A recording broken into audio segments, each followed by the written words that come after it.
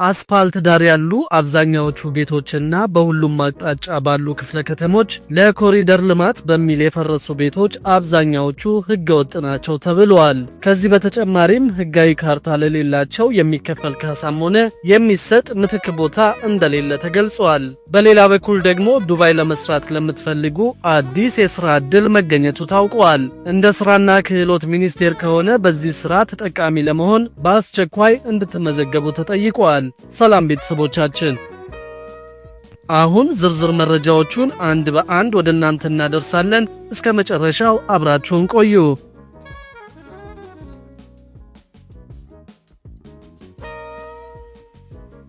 አስፓልት ዳር ያሉ አብዛኛዎቹ ቤቶችና በሁሉም አቅጣጫ ባሉ ክፍለ ከተሞች ለኮሪደር ልማት በሚል የፈረሱ ቤቶች አብዛኛዎቹ ህገወጥ ናቸው ተብሏል። ከዚህ በተጨማሪም ህጋዊ ካርታ ለሌላቸው የሚከፈል ካሳም ሆነ የሚሰጥ ምትክ ቦታ እንደሌለ ተገልጿል። የሸገር ከተማ ከንቲባ ዶክተር ተሾመ አዱኛ ከተማ አስተዳደሩ ህጋዊ ካርታ ለሌላቸው የሚከፈል ካሳም ሆነ የሚሰጥ ምትክ ቦታ የለም ብለዋል።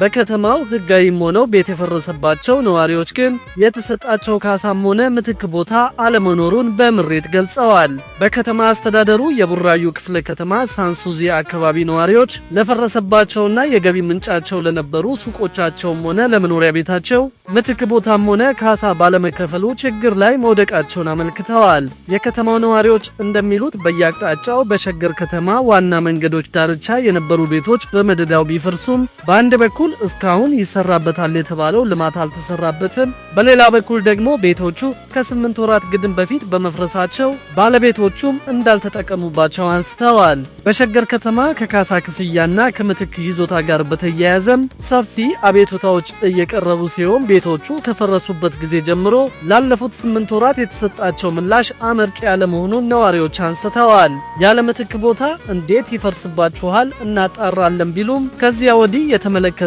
የለም በማለት ጥያቄያቸው በእንጥልጥል መቅረቱን ነዋሪዎች አንስተዋል። ህጋዊ የሆኑትን ምትክ እንሰጣለን፣ ነገር ግን ህጋዊነቱን እያጣራን ነው በማለት ከሸገር ከተማ ምስረታ በፊት የካርታ አወጣጥ ስርዓት ላይ ችግሮች እንደነበሩ ዶክተር ተሾመ ተናግረዋል። ሆኖም ህጋዊ ሰውነት ያላቸው እየተለዩ መሆኑን ጠቁመው አብዛኛዎቹ አስፋልትን ተከትሎ ያሉ ቤቶች ግን ህገወጥ ናቸው ብለዋል። በኮሪደር ልማቱ ምክንያት ወደ 6000 ቤቶች መነካታቸውን የገለጹት ዶክተር ተሾመ ከነዚህ ውስጥ ህጋዊነታቸው ተለይቶ ለማጣሪያ የቀረቡት 400 ብቻ መሆናቸውን ገልጸዋል። በሌላ በኩል ደግሞ ዱባይ ስራ ለመስራት ለምትፈልጉ አዲስ የስራ ዕድል መገኘቱ ታውቋል። እንደ ስራና ክህሎት ሚኒስቴር ከሆነ በዚህ ስራ ተጠቃሚ ለመሆን የምትፈልጉ በአስቸኳይ እንድትመዘገቡ ተጠይቋል። የስራና ክህሎት ሚኒስቴር በውጭ ሀገር የስራ ስምሪት አገልግሎቱ አፕሊፍት ዴሊቨሪ ሰርቪስ የተባለ በዱባይ መቀመጫውን ያደረገ ኩባንያ ኢትዮጵያውያንን ለመቅጠር ፍላጎት እንዳለው መግለጹን አስታውቋል።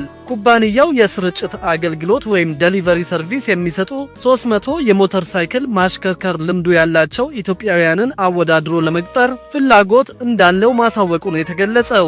በዚህም የመንጃ ፈቃድና በሞተረኛነት የሥራ ልምድ ያላቸው መሆን እንዳለባቸው ተገልጿል። በአረብኛ ወይም በእንግሊዘኛ ቋንቋዎች መናገርና መግባባት የሚችሉ ተወዳዳሪዎች እንዲሆኑም ተጠይቀዋል። የኢትዮጵያ የሥራ ገበያ መረጃ ስርዓት ላይ በመመዝገብ የሥራ ዕድሉ ተጠቃሚ መሆን እንደሚችሉ የሥራና ክህሎት ሚኒስቴር ጠቁመዋል። ተጨማሪ መረጃዎችን በየአካባቢው ከሚገኙ የኢትዮጵያ የሥራ ገበያ መረጃ ስርዓት ምዝገባ ከሚካሄድባቸው ማዕከላት ማግኘት ይችላሉ ተብሏል። የጤና ባለሙያዎች ማስፈራሪያና ዛቻ እየደረሰባቸው መሆኑ ተገለጸ። የጤና ባለሙያዎች በአገር አቀፍ ደረጃ ከፊል የሥራ ማቆም አድማ መጀመራቸውን ተከትሎ ዛቻና ማስፈራሪያ እየደረሰባቸው መሆኑን ገልጸዋል።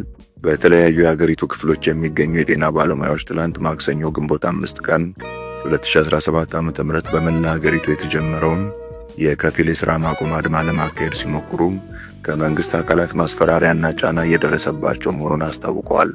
በኦሮሚያ ክልል ባሌ ዞን ሮቤ ከተማ በሚገኘው የማዳወላቡ ዩኒቨርሲቲ ጎባ ሪፈራል ሆስፒታል የሕክምና ሰራተኛ የሆኑት አንድ ግለሰብ ለአዲስ ስታንዳርድ እንደገለጹት የጤና ባለሙያዎች አድማውን ለማድረግ ሲሞክሩም ከአካባቢ ባለስልጣናት ጫና እንደገጠማቸው አስረድተዋል። ባለሙያው ማስፈራሪያ እየደረሰብን ነው ያሉ ሲሆን ሆስፒታሉ ከማለዳ ጀምሮ በመንግስት የሥራ ኃላፊዎች የተሞላ እንደነበር ጨምረው ተናግረዋል። ሌላኛው በአማራ ክልል ደቡብ ወሎ ዞን በአቀስታ ከተማ የአቀስታ አጠቃላይ ሆስፒታል የሚሰሩ አንድ የጤና ባለሙያ በበኩላቸው በድንገተኛ ክፍል የተመደበ አንድ ሐኪም በጸጥታ ኃይሎች ተይዞ የተለመደውን የሕሙማን ሕክምና አገልግሎት እንዲሰጥ አሊያም ወደ እስር ቤት እንዲሄድ እንደተነገረው ገልጸዋል። በአዲስ አበባ ከተማ ተጠርቷል የተባለውን የሕክምና ባለሙያዎች አድማ ለመታዘብ በሶስት ዋና ዋና የመንግስት ሆስፒታሎች ማለትም በዳግማዊ ምኒልክ ሪፈራል ሆስፒታል፣ በዘውዲቱ መታሰቢያ ሆስፒታል እና በየካቲት 12 ሜዲካል ኮሌጅ ሆስፒታል ግኝት የተደረገ ሲሆን በእነዚህ ተቋማት ከሰዓት በኋላ ስራ የተጀመረ ይሁን እንጂ ጠዋት ላይ የከፊል የሥራ ማቆም መካሄዱን ታዝበናል። በሌላ በኩል ደግሞ የውጭ ሀገር ዜጎች በፋይዳ መታወቂያ እየተገለገሉ እንደሚገኝ ተገልጿል። ትውልደ ኢትዮጵያውያንን ጨምሮ በሀገር ውስጥ የሚገኙ የውጭ ሀገር ዜጎች በፋይዳ ዲጂታል መታወቂያ እየተገለገሉ እንደሚገኙ የብሔራዊ መታወቂያ ፕሮግራም አስታውቋል። ኢትዮጵያ ውስጥ የሚገኙና የመኖሪያ ፍቃድ ያላቸው የውጭ ሀገር ዜጎች በሙሉ ፋይዳን በማውጣት እየተገለገሉበት እንደሚገኝ የፕሮግራሙ ኮሚኒኬሽን ዳይሬክተር አቤኔዘር ፈለቀ ገልጸዋል። አብዛኞቹ የውጭ ዜጎች ኢትዮጵያ ውስጥ የሚኖሩት በመኖሪያ ፍቃድ አሊያም ደግሞ በስራ ፍቃድ መሆኑን ያነሱት የኮሚኒኬሽን ዳይሬክተሩ የመንግስት አገልግሎትን ለማግኘት የፋይዳ መታወቂያን እንደሚያወጡ ተናግረዋል። ለአብነትም በኢትዮጵያ በሚገኙ ባንኮች አካውንት ከፍተው ገንዘብ ማንቀሳቀስ በሚፈልጉበት ጊዜ የታክስ ጉዳይን ለማስፈጸም እንዲሁም ለሲም ካርድ አገልግሎት እንደሚጠቀሙበት አንስተዋል። በመሆኑም እስካሁን ድረስ የፋይዳ መታወቂያን ያወጡ የውጭ ሀገር ዜጎች ከዋናው የሀገሪቱ ቁጥር አንጻር ሲታይ ያሉት ዜጎችም ጥቂት በመሆናቸው አነስተኛ እንደሆነ ገልጸው የተጠቃሚውን ቁጥር የበለጠ ለማብዛት እየተሰራበት እንደሚገኝ አስታውቀዋል። በ2015 ጸድቆ ወደ ትግበራ በገባው የዲጂታል መታወቂያ አዋጅ አንቀጽ 16(1) መሰረት የፋይዳ ዲጂታል መታወቂያ የአንድን ሰው ማንነት ለማረጋገጥ እንደ ህጋዊና በቂ ማስረጃ ተደርጎ ሊወሰድ እንደሚገባ ተደንግጓል። የዲጂታል መታወቂያ አገልግሎቱ በእድሜም ሆነ በዜግነት ገደብ ያልተደረገበት ሲሆን በየትኛውም የእድሜ ክልል የሚገኙ ኢትዮጵያውያን እንዲሁም ደግሞ በህጋዊ መንገድ በኢትዮጵያ የሚኖሩ የውጭ ሀገር ዜጎች አገልግሎቶቹን ማግኘት እንደሚችሉ ተመላክተዋል። በኢትዮጵያ ባለፉት 3 ዓመታት የሙከራ ትግበራ ላይ የሚገኘው የዲጂታል መታወቂያ አገልግሎት ከሰኔ 2017 ዓ.ም ጀምሮ በመላ ሀገሪቱ ዋና ዋና ከተሞች በአስገዳጅነት ተግባራዊ መሆን ይጀምራል። የብሔራዊ መታወቂያ ፕሮግራም በቀጣይ 3 ዓመታት ውስጥ 90 ሚሊዮን የሚሆኑ ዜጎችን ለመመዝገብ እቅድ መያዙን መግለጹም ይታወሳል። ሌላ በኩል ደግሞ የአልኮል ምርቶች ከቴሌቪዥንና ሬዲዮ ባለፈ በማህበራዊ ሚዲያዎችን ማስተዋወቅ ሊከለከል መሆኑ ተነግሯል። የአልኮል ምርቶችን በማህበራዊ ሚዲያዎች ማስተዋወቅን በከፊል የሚከለክል የህግ ረቂቅ መሰናዳቱ ተነግሯል።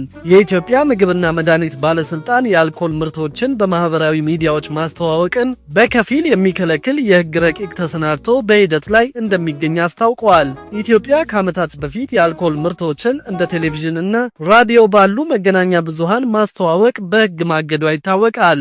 የአልኮል አምራች ተቋማት በአሁኑ ሰዓት የተለያዩ ዘዴዎችን በመጠቀም ምርታቸውን እያስተዋወቁና ለበርካታ የማህበረሰብ ክፍሎች እየደረሱ ነው ተብሏል። ከነዚህም መካከል የማህበራዊ ሚዲያ በብዛትና በተለያዩ ቴክኖሎጂዎችን እየተጠቀሙ እንደሆነ ተነግሯል።